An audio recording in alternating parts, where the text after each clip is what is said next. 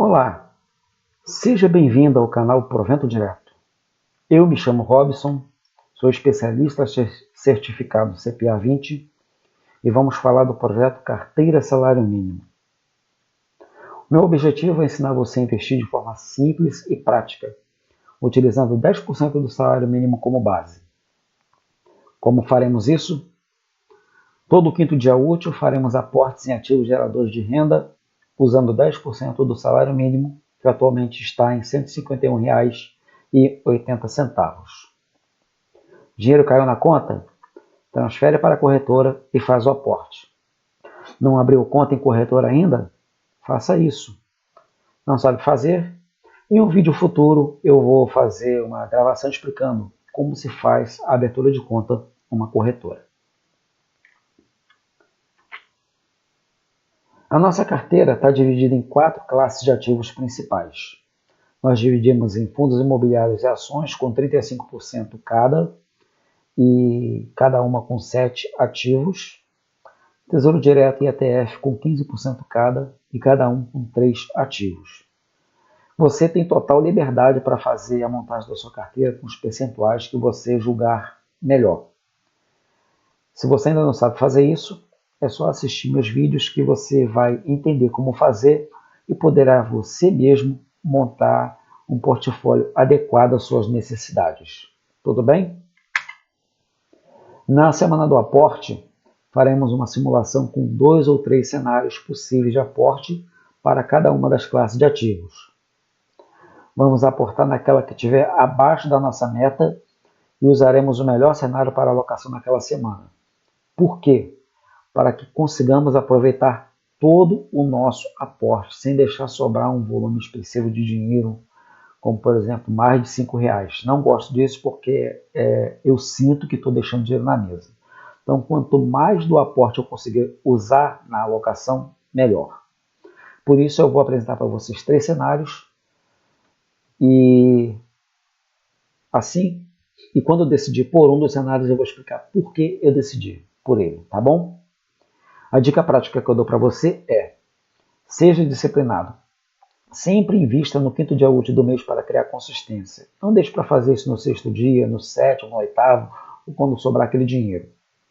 Grandes investidores pregam o seguinte: primeiro pague a si mesmo, depois gaste o que sobra. Já que você determinou que vai investir 10%, separe esses 10% e manda logo para a sua corretora. Feito isso, vamos ver como a nossa carteira performou? Nos vemos no próximo vídeo. Dando sequência aqui ao nosso vídeo, vamos falar a respeito do Boletim Focus dessa semana. A inflação que vinha num processo de queda por 14 semanas encerrou temporariamente esse ciclo, está estável por uma semana, PIB voltou a dar uma ligeira queda, câmbio ainda continuou com sua sequência de queda por 3 semanas e Selic estável. Essas são as projeções do mercado até o final de 2025.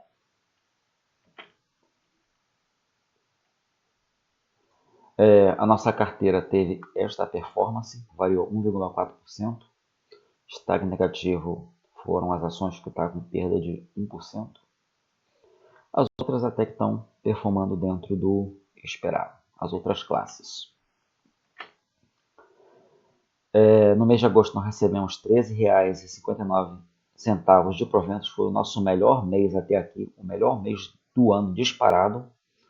Já temos aprovisionado R$ 5,41 e esse mês aqui sozinho superou a nossa meta do ano. A nossa meta era ter de média R$1 por mês, fazendo R$12 no ano, e nós atingimos isso com apenas essa tacada aqui.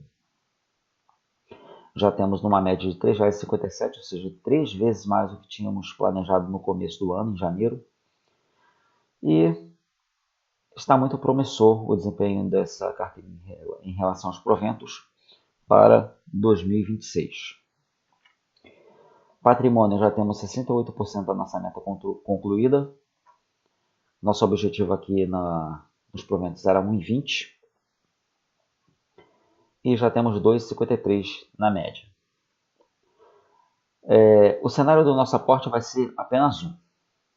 Quando eu encerrei a carteira em agosto, eu tinha em mente um cenário que era alterar a composição da carteira e diminuir a exposição ao Brasil. Dessa forma, precisamos vender os dois ETFs de dividendos da classe ETF, aqueles que investem em ações que pagam dividendos no Brasil, e colocar ETFs de opções de índices do exterior e também opções de Bitcoin. O objetivo é nos expor ao dólar, mesmo recebendo em reais. A pergunta que você pode fazer é: mas por que não abrir uma conta internacional e aportar dinheiro nos ativos? Eu confesso que eu me deparei com essa pergunta acompanhando outros especialistas no assunto. Realmente a questão faz muito sentido. Procurei saber a informação se era realmente possível fazermos isso para o nosso projeto e eu cheguei nisso aqui. Dentre as opções que eu consultei, eu encontrei a Nomad. Estava tudo certinho, bonitinho. Conta internacional Nomad, a conversão mínima é R$50. Mas até chegar essa linha aqui, se a conversão for para a conta de ações, ETFs ou REITs, que seria o nosso caso, o valor mínimo é R$300, o que inviabiliza o nosso projeto. Na Venue, esse valor é 200, eu já fui cliente e falo isso com propriedade. Na BTG, Inter e C6, apesar de eu ser cliente, eu não tenho essas contas internacionais ainda, eu procurei saber os valores, mas isso não está claramente disponível.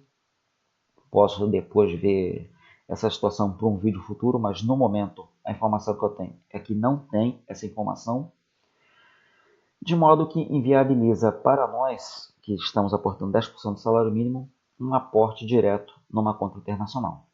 Dessa forma, se a gente não pode superar esse problema, nós temos que driblá-lo através dos ETFs que investem em ativos dolarizados, mesmo sendo negociados aqui no Brasil para receber proventos em reais. Então, dito isso, no próximo vídeo nós vamos falar a respeito do fundo imobiliário CACR11, antes de passar para a explicação do nosso projeto, porque tem uma informação importante a respeito desse fundo imobiliário. Tá ok? Nos vemos daqui a pouco. Dando sequência ao nosso vídeo, vamos falar sobre CACR11 antes de comentarmos o nosso cenário. Esse fundo está na nossa carteira e nas últimas semanas está passando por quedas muito grandes. Procurei entender o motivo para esse forte movimento e eu achei essas duas manchetes aqui. Denúncia à CVM expõe omissão de fatos relevantes envolvendo fundo de investimentos Cartesa Capital, que é o nosso fundo, e securitizadora Habitasec. Se você colocar essa informação aqui no Google, denúncias envolvendo Habitasec ou denúncias envolvendo CACR11, você vai cair nesses 3 links aqui, tá? Depois você pesquisa lá com calma e tira suas próprias conclusões. Numa dessas matérias eu peguei esse aqui, tá? A denúncia envolvendo uma das maiores securitizadoras do país, com um valor perto de 90 bilhões, não é pouca coisa, sob gestão em operações de CRI, e as acusações relacionam a Habitasec e a CACR11 chamam atenção para a falta de transparência e de governança nas operações de securitização. Não entra em detalhes aqui o teor da acusação. Só fala que não está tendo transparência. Logo em seguida vem mencionando a Virgo, que é outra casa respeitada. Fala que tem usado indevidamente os recursos dos clientes da Quínia, que é uma gestora de fundos imobiliários respeitadíssima, é uma das maiores do setor, e também da XP.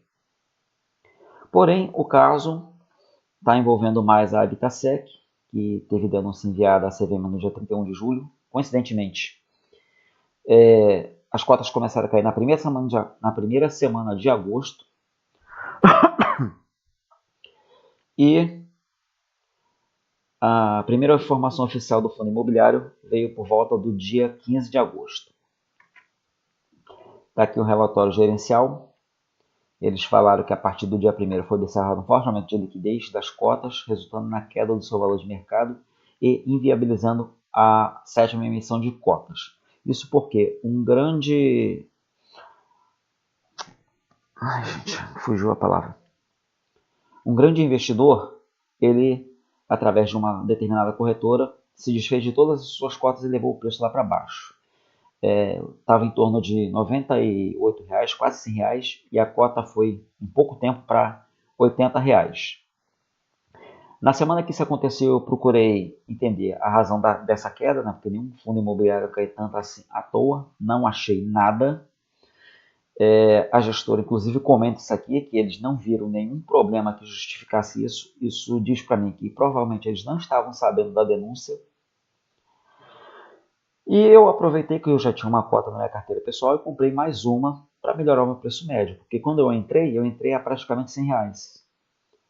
Então eu vi aquilo ali uma baita oportunidade de melhorar o meu preço e foi o que eu fiz.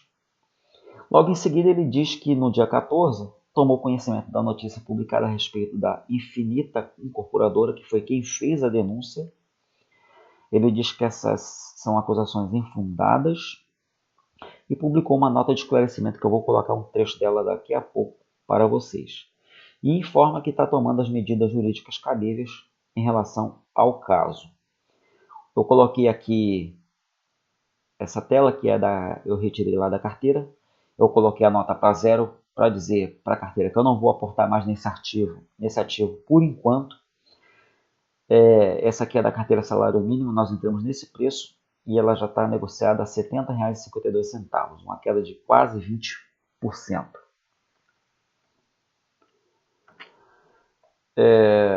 Ele fala que como parte da gestão ativa de investimentos entre fevereiro e abril de 2024, a Cartesi negociou no mercado secundário os CRIs a valor de face a um terceiro investidor, sem a manutenção de qualquer obrigação ou retenção de risco por parte do CACR. Essa negociação que ele fala aqui, ela é normal. É como se fosse você e eu trocando ações no mercado secundário. Você está interessado em vender uma ação que está na sua mão e eu estou interessado em comprar. Você dá o preço, se eu concordar com esse preço, eu vou lá e pago. Ou então eu coloco uma ordem num determinado preço. Se você achar aquele preço justo, você vai lá e vende essa cota para mim. Nos CRIs acontece a mesmíssima coisa. Troca entre fundos imobiliários de cotas de CRIs o tempo inteiro. Isso é normal. De modo que eles falam que há quase 2 anos não tem qualquer participação nos CRIs da Infinita. E que as atividades e os empreendimentos desenvolvidos pela Infinita não oferecem qualquer risco econômico para o CACR11. Essa é a posição oficial do CACR. O que nós vamos fazer? Não vamos aportar nesse FII por enquanto, porque a CVM recebeu a denúncia, ela vai levar um tempo para analisar isso. E se lá na frente a CVM se manifestar e falar, olha, a Cartesia tem culpa e está sendo multada em tantos milhões de reais. Isso vai caracterizar quebra de confiança, que foi o que eu falei no vídeo passado, quando eu comentei a respeito de HGLG, e então nós vamos encontrar um substituto para esse fundo aqui. Se a CVM vier e disser, olha, o que a Infinita fez não é verdade e quem vai ser multado é a Infinita por calúnia e difamação, vai ser punida com um determinado período sem poder operar no mercado tal, e vai ter que pagar uma multa de tantos milhões. Então significa que a Cartesia não tem culpa no cartório, e então a gente isso aqui volta para a nota que estava antes e voltaremos a negociar ou comprar cotas desse fundo. Vai ser assim que vai funcionar o manejo desse investimento na nossa carteira.